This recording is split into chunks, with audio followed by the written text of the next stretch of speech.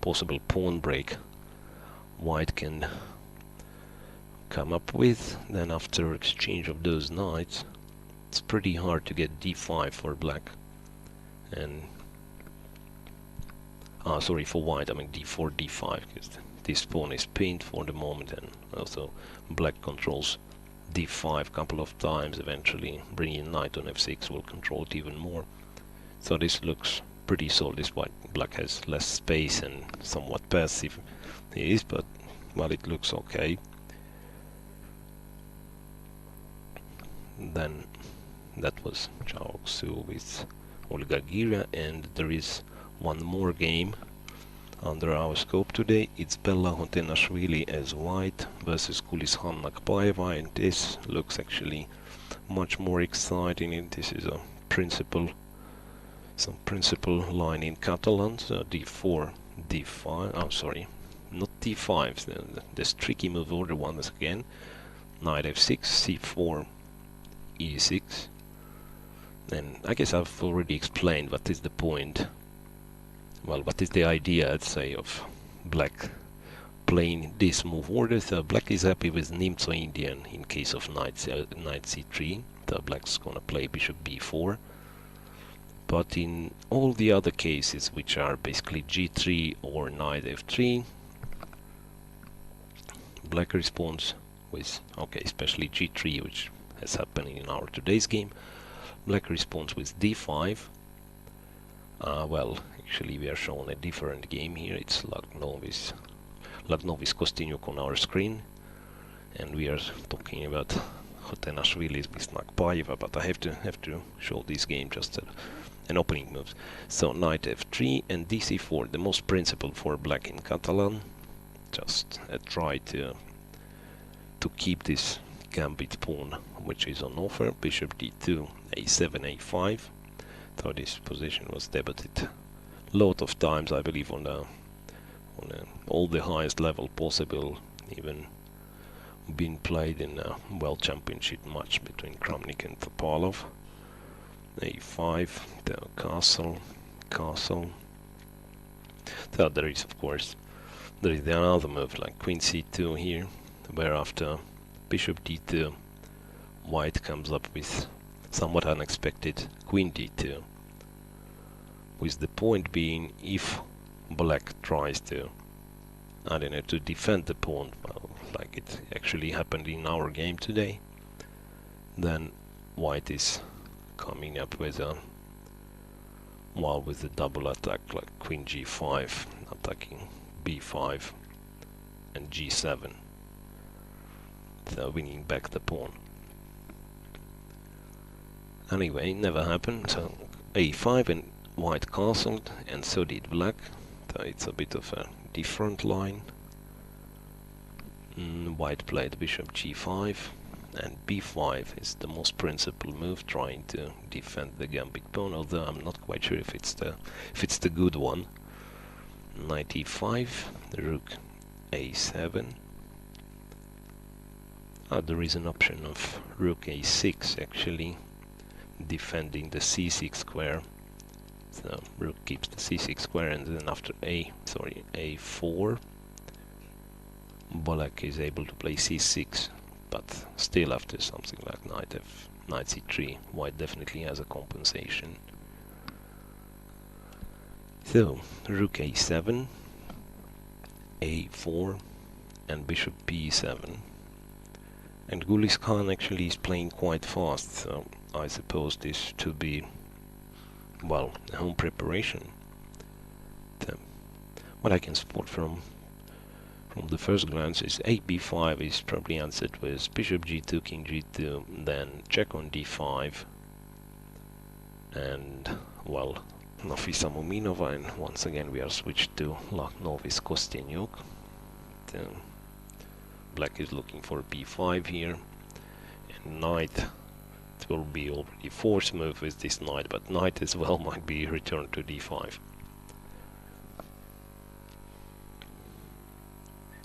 Well, but for in this game, I'm almost sure that the opening knowledge is over. Both of them started to think for for a sensible amount of time.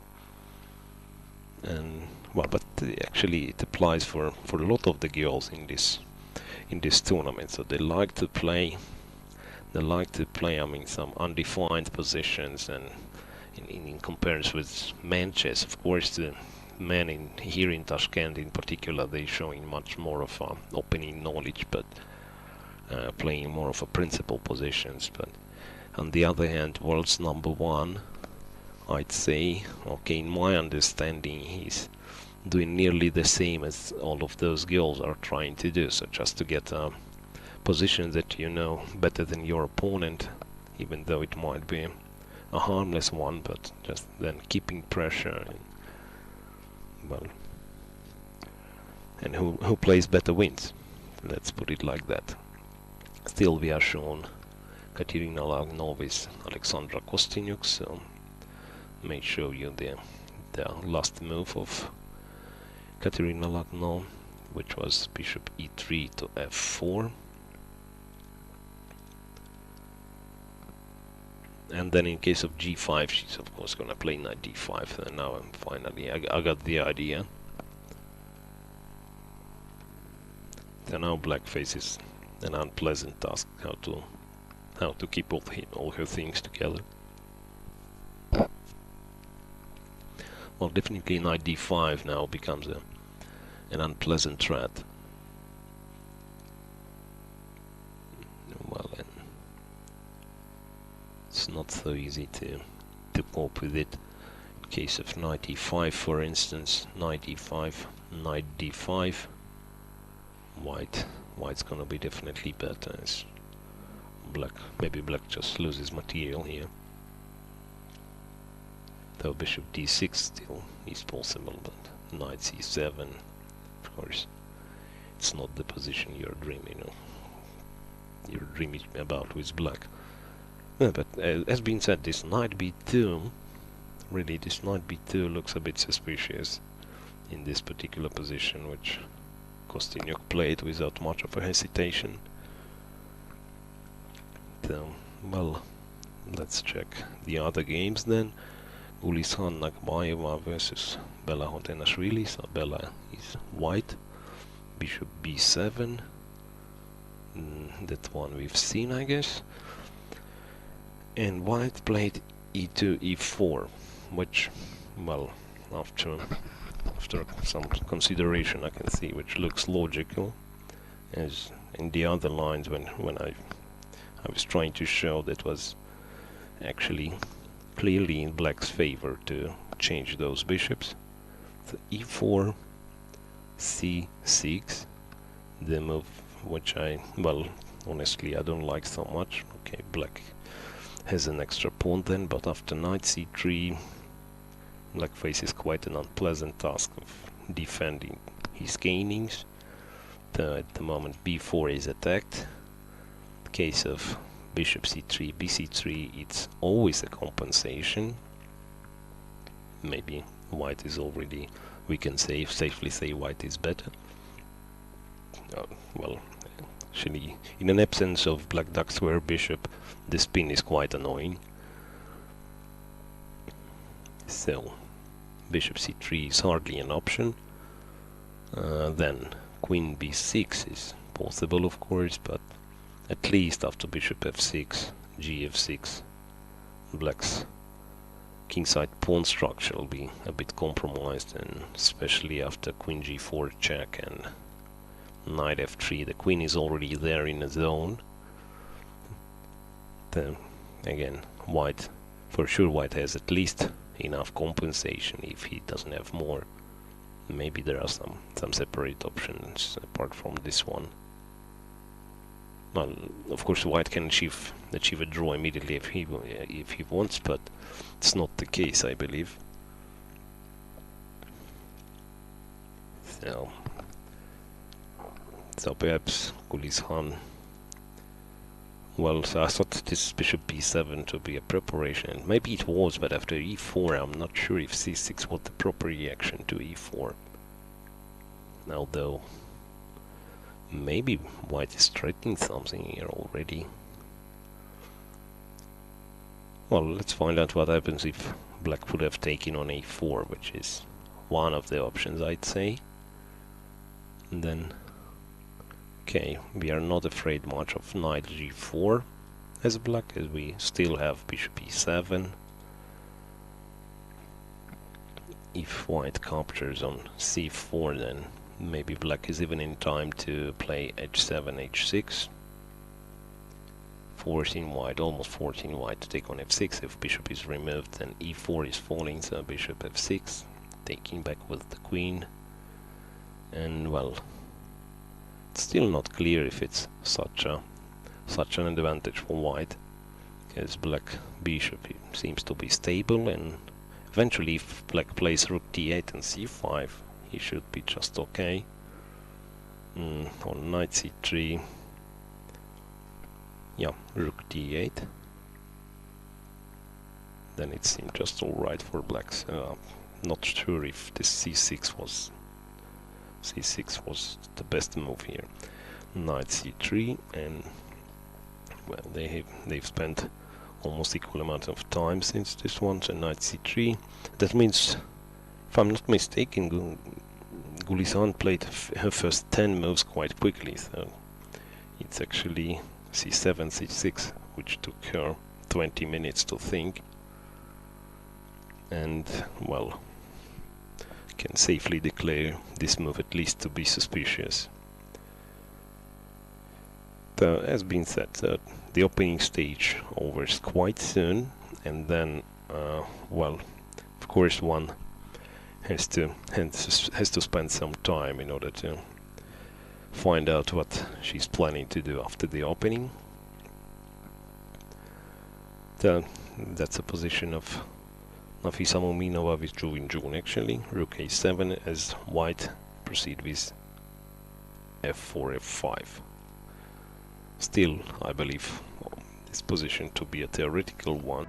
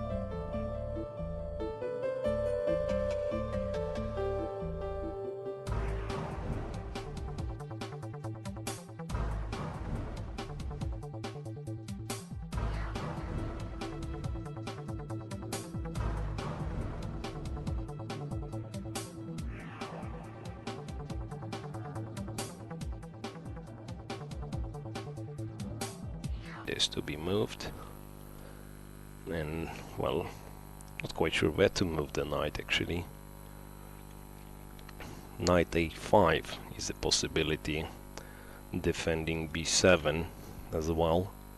Then white takes e6, then pawn has to take, as in case of rook e6. There is bishop h3, and both rooks are so diagonal double attack, if I'm allowed to say so. So knight e6, f e6, and still this resulting position is quite tricky, but to me it looks better for white. So those pawns are still not running too far. The knight fd4, and Alexandra is back to the board, so we're gonna see what was her big plan to meet knight d4 with.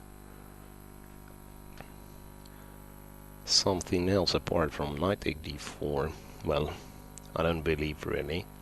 Well, there is knight ca5, but still after knight takes, f takes, and for the same reason rook e6 is not the move, because white still has bishop h3, so f e6, and then, well, in the worst case white just can capture a pawn here on a7. The white's gonna be a pawn up then, and okay, maybe it's still not so much clear. Rook d8 for actually I like those knights here on c4, but okay, in this case even bishop b7 might be possible. Yes, it's maybe not the best idea once again. The knight a7, rook a8, at least attacking the knight, but then after knight b5 again this c7 pawn is hanging. No, probably this line is not good. So all in all it looks like white may claim an advantage here in this game. Well, Stefanova with Canero, because I think we have to go back to Stefanova Canero game, as we didn't really visit it for quite some time. Knight e5, the move which I called quite unexpected, but well, let's see. Queen c7. Yeah, that might become very interesting actually. Bishop b2, rook d8. And then white just takes on d5. Not a lot of moves being made since our last visit to this game. So what happens there? Actually, bishop on a6, I've just spotted. Bishop on a6 is not even hanging, so it's cd5. Sometimes it's, you know, some motives for a tactical tricks. This cd5, if black is forced to capture the bishop, there might be some intermediate moves like d6 or taking e6.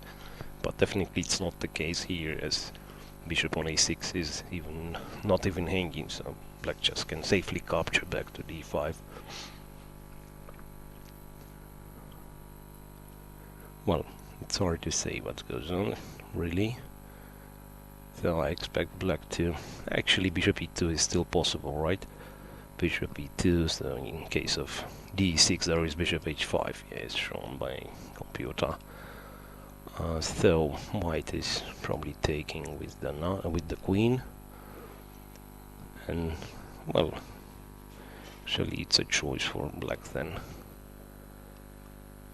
But well, cd4, bishop d4 is, well, this might be just the position white is looking for. Knight d5, and then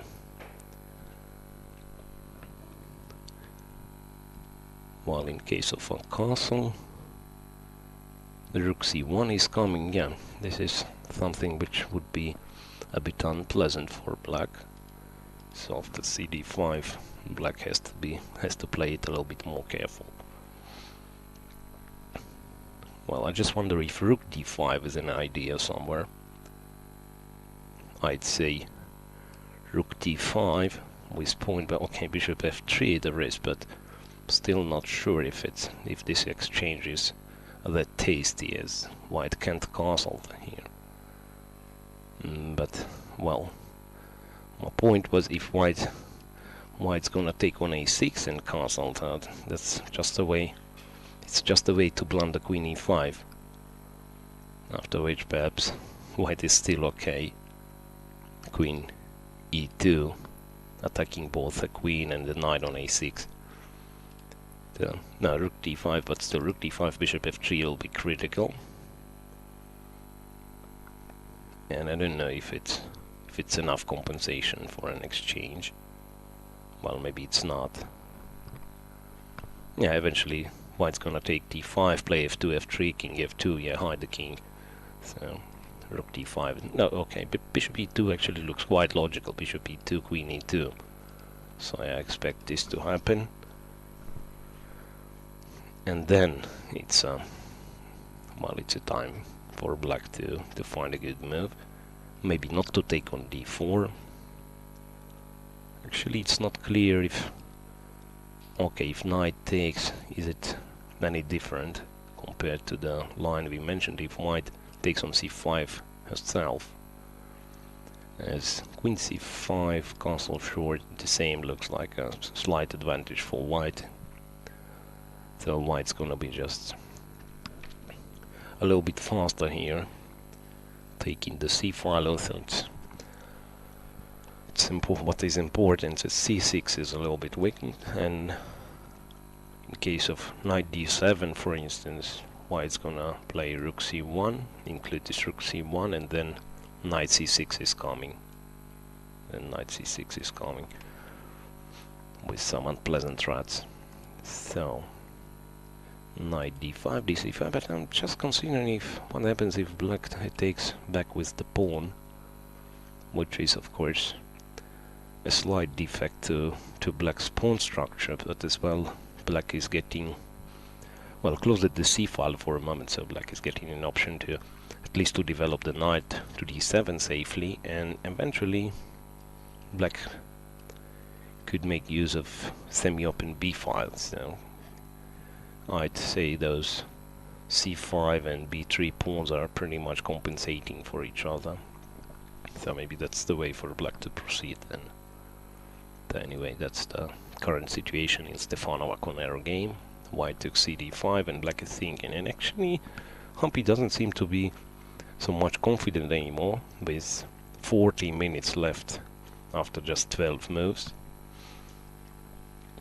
And well, and of course for Stefanova, well, she's such a titled player herself. She's been a world champion, she's been a European champion for sure, and rapid world champion. So of course she's very ambitious, and especially a game with the leader motivates you pretty much to show the best display.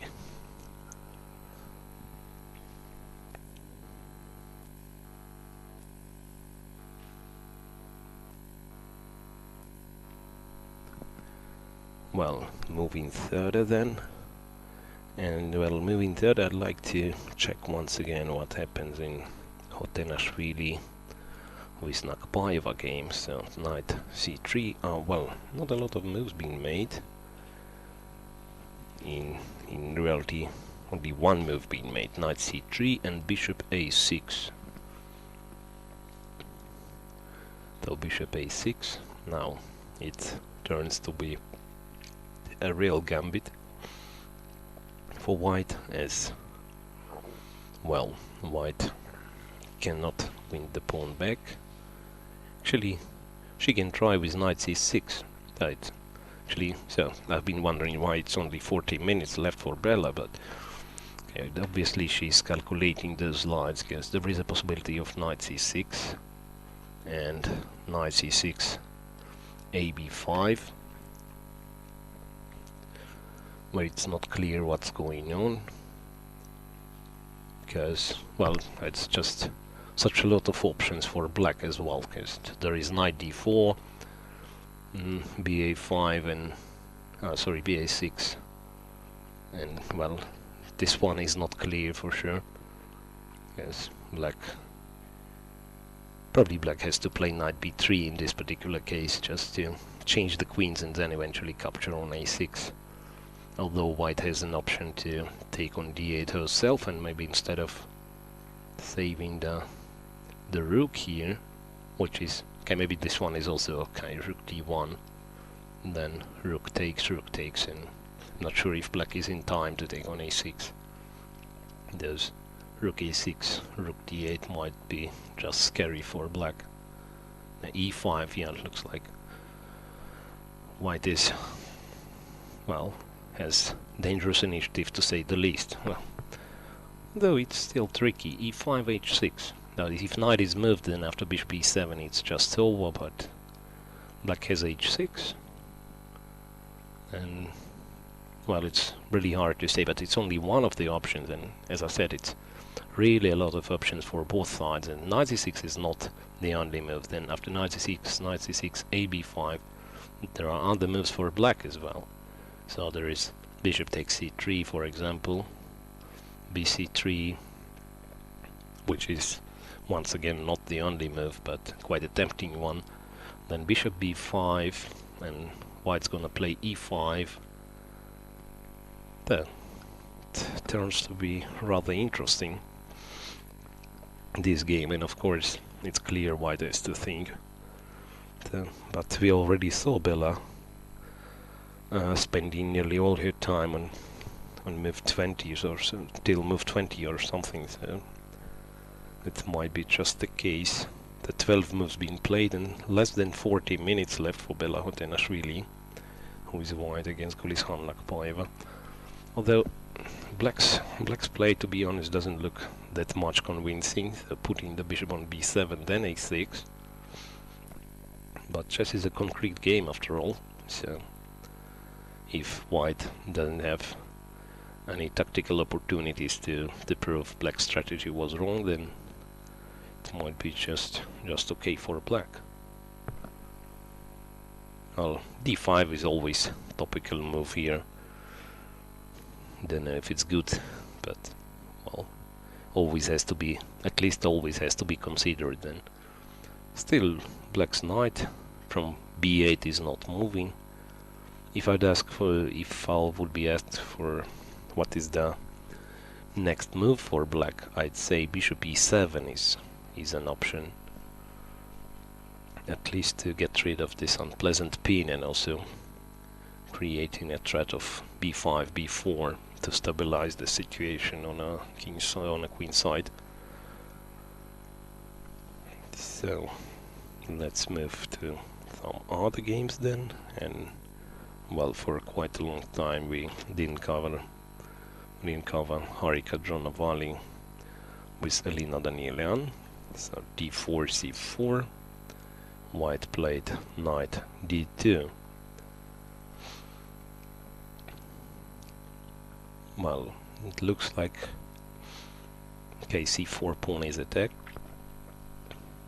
Okay, black plays knight d5, so I guess black still could have defended this pawn. But not really. So b5 is not possible. Then okay, knight d4 is a capture, which has to be considered first. But after knight c4, we once again getting the mentioned already this Catalan position, symmetrical position with a strong positional pressure for white.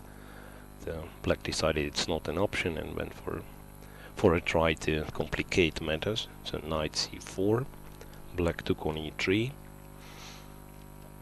fe3, bishop g5, knight e4, and bishop h6. So they're going to be permanent pressure on this e3 pawn, and in some sense it's sort of compensates for black's material deficit here. But well, we shall see anyway.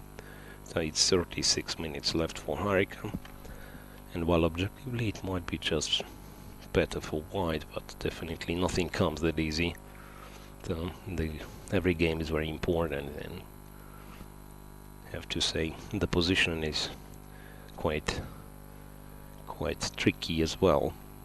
So basically white doesn't have a comfortable way to defend e3. Okay, I'd say rook c3 comes into my mind, but still don't know what's gonna happen. Okay, rook c3, black has the other knight, so knight could be knight b5, knight b4, then eventually heading to d5, once again keeping an eye on this e3 pawn. So that was the position. Yeah, knight e4 seems logical, and bishop h6. Yeah, and this pressure on e3 is really hard to neutralize. White's supposed to get this e4 knight to f4. That would be ideal, but well, it's hard to imagine white doing so. Well, just thought maybe what should try it straight ahead.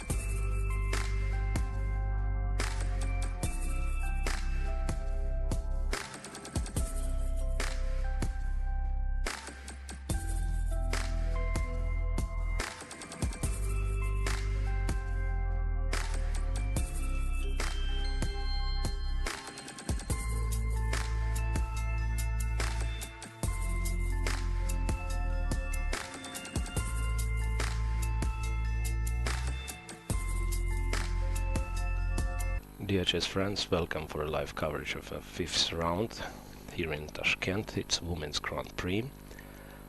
Well, so we are approaching the third round, third hour of play.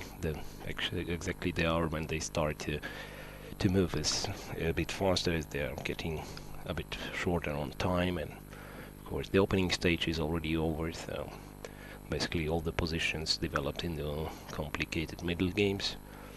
Still, some of them being, well, literally at the opening stage, but with both players being out of theory, it still means they're playing not out from the book, but rather with their own abilities, and that's of course it's what is interesting for the spectators.